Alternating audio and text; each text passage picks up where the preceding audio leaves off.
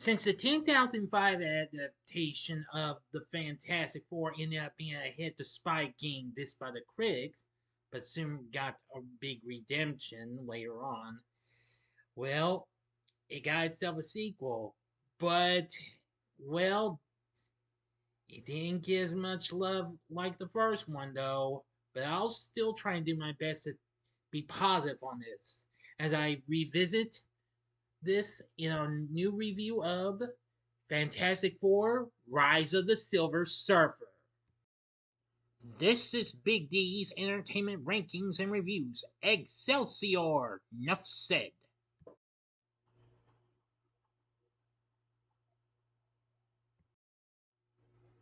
So, greetings, my fellow YouTubers and true believers out there. Welcome to Big D's Entertainment Rankings and Reviews. My name is Doyle, better known to as the Big D, and this time around I bring to you a revisited review, which sort of actually feels like a re-review in ways, but in a better way. And it's on the 2007 superhero flick Fantastic Four Rise of the Silver Surfer, released by Fox, directed by Tim Story, written by Don Payne and Mark Frost, from a story Frost co-wrote with John Turman, based on the Fantastic Four comic book series created by Stan the Man Lee and Jack Kirby. The film has Ioan Gruffudd, Jessica Alba, Chris Evans, and Michael Chiklis back as the titular characters. Kerry Washington and Julian McMahon are back as well. Which, like my revisited review of the first film, I am also going to, bring this in Julian McMahon's memory since we lost him earlier this month.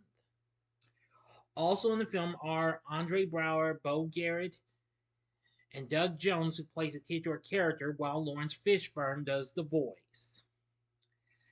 In the film, the Four and Doctor Doom confront and later ally with the Silver Surfer to save Earth from Galactus. The film was released in the US as well as the UK on June 15th, 2007, 2 days after its premiere, and it premiered in Germany 2 months later. Fox produced this along with Constantine Film, who of course released this in Germany, plus Ingenious Film Partners, Dune Entertainment, and 1492 Pictures. Though it got mixed reviews though, but it didn't quite match up to its predecessor though. But anyway, let's go into the story. But first, if you haven't seen my revisited review of the first film, click on that and you can check it out in case you might have missed it, or if you want to see it again. Give you a few additional minutes.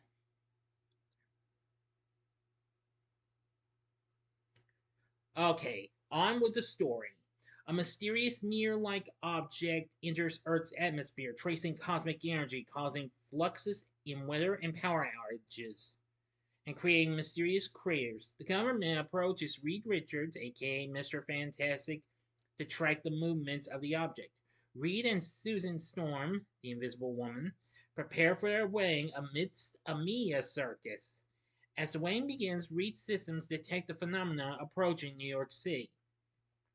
Johnny Storm, alias Human Torch, pursues the object, finding that it is the Silver Surfer, a silver humanoid on a flying surfboard.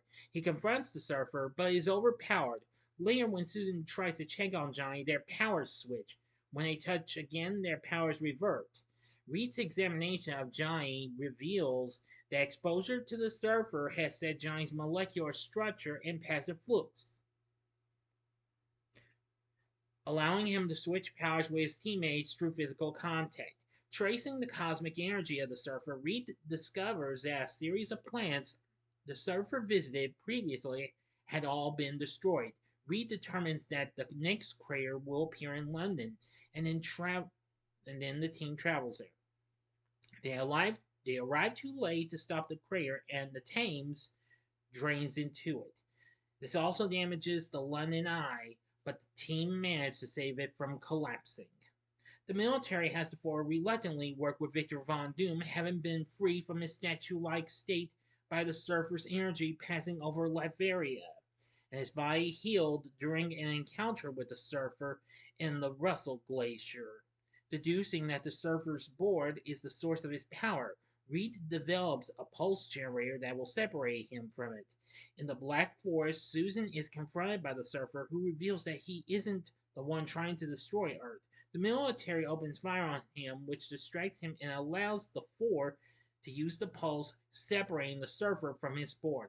The military imprisons the surfer in Siberia, where they torture him for information. Suspecting that the surfer is not who he appears to be, the four have Susan use her power to privately speak to him. She learns he serves Galactus, a cosmic entity who must feed on life-bearing planets to survive. His service to Galactus is what prevents his world from being destroyed, and that the server's board is a homing beacon leading Galactus to Earth. Doom steals the board using a wrist pad device he created in secret to gain control of it and its powers, and escapes to China.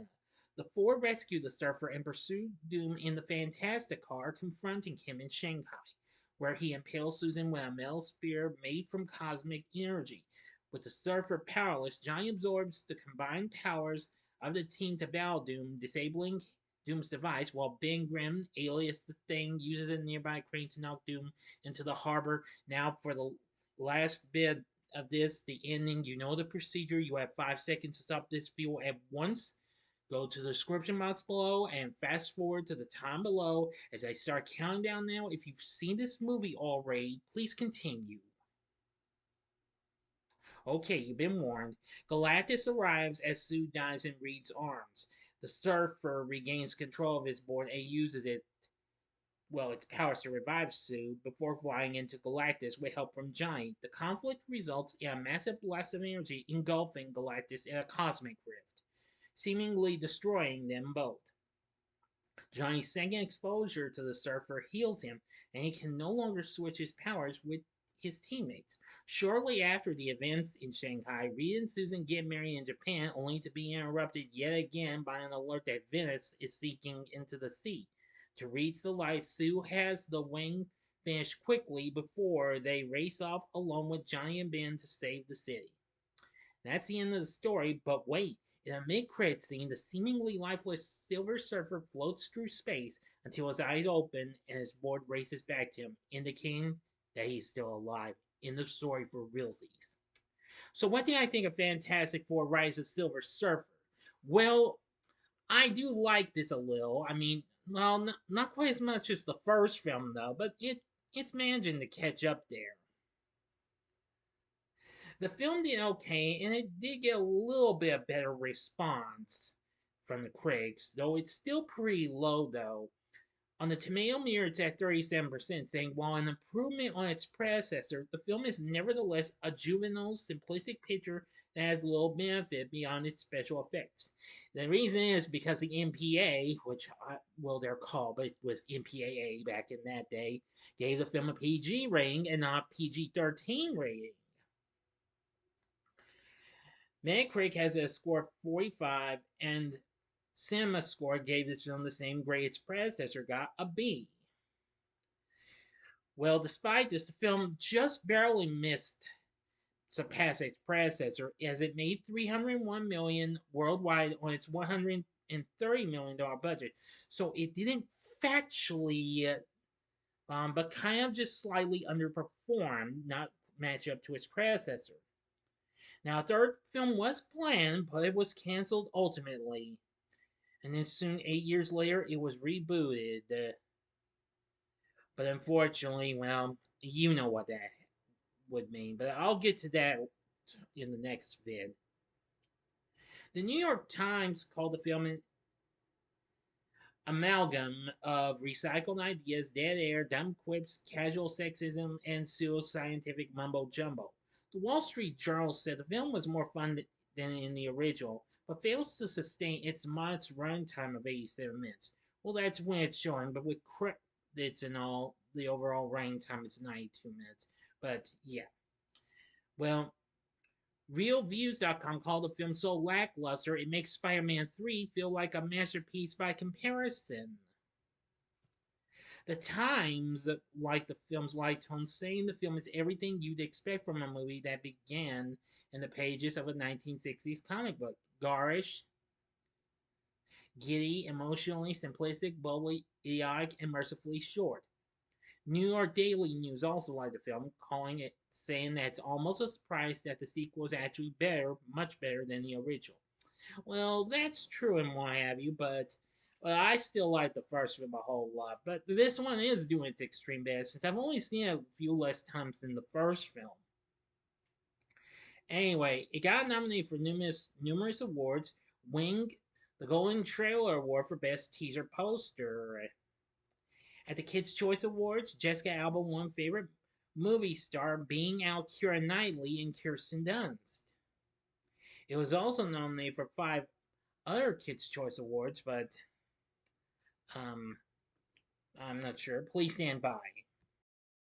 Sorry, I couldn't find much of anything. I apologize. At the Academy of Sci-Fi, Fantasy, and Horror Films, it lost to Cloverfield as the best sci-fi film, just as it lost in the Best Summer Movie You Haven't Seen Yet category, presented by the MTV Movie Awards to Transformers. It also lost to Harry Potter and the Order of the Phoenix as the Best Family category at the UK's National Movie Awards. It did get nominated for 18 Choice Awards, but went home empty-handed. Now, the main four cast originally signed a 3-movie deal with Fox, and Julian McMahon also signed on. Michael Chiklis was told Ben Grimm's relationship with Alicia Masters would have a greater focus in the film. Jessica Alba expressed interest in introducing Franklin Richards, while Beau Garrett wished to return as the character Nova, which I'll get to in a little bit. But anyway,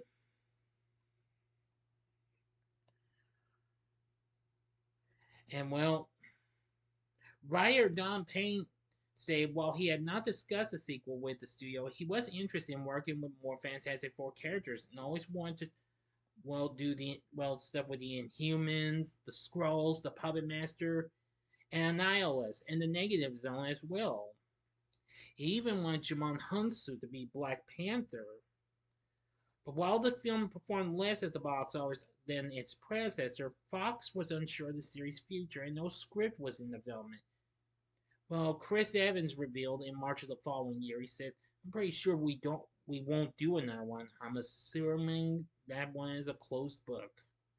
In August of 2009, they planned to reboot the series, and in 2015, August of 2015, the film that film tanked big time. However, the four are planning to be back though in Fantastic Four: First Steps. Also, another thing is we will get a good Galactus in this. But in this one, the use for Galactus was completely underwhelming, big time. Yeah. Now then, John Ottman once again returns to do the film's score, just like the first film. That was good. For our cast, we of course have the same main characters. Well, a cast for the court group. Ioan Gruffudd as Reed Richards, Jessica Alba as Sue Storm, Chris Evans as Johnny Storm, and Michael Chiklis as Ben Grimm. They're all still pretty good, just like last time. I enjoyed them. Julian McMahon returns as Victor Von Doom. Yeah, not too bad. For Silver Surfer, whose real name was Norman Rad, the physical performance was Doug Jones, who actually recently played Abe Sapien in Hellboy. He, of course, although someone else did the voice of the character, but however, he would voice and play the character in Hellboy 2, The Golden Army, the following year. And Laurence Fishburne provided the voice. Kerry Washington plays the character of Alicia Masters once again, and she's still pretty good. Andre Braugher played General Hager. He's good. He's pretty good. Beau Garrett played Captain Ray. Pretty good. And of course, like the first film, Stanton the Man Lee played a rejected wedding guest. Yeah. So you got to admit the cast is not too bad, and the story's fine and what have you. If this could have done better, it could have kept the series going. But anyway, years later, after playing Captain America numerous times in the MCU, Chris Evans actually returned to play Human Torch, but in an R-rated way in Deadpool and Wolverine last year in 2024, which that was a big hit. But anyway, Fantastic Four: Rise of the Silver Surfer, it can be a hit or miss, but I still found it to be enjoyable as I continue to try and watch it and like it a little more. And I'm starting to like it a little more. Maybe still not as much as the first one, but this one's still trying to come close though. So with everything said, the story's fine, the cast and characters are pretty good, the score's good, direction from Tim Story not too bad.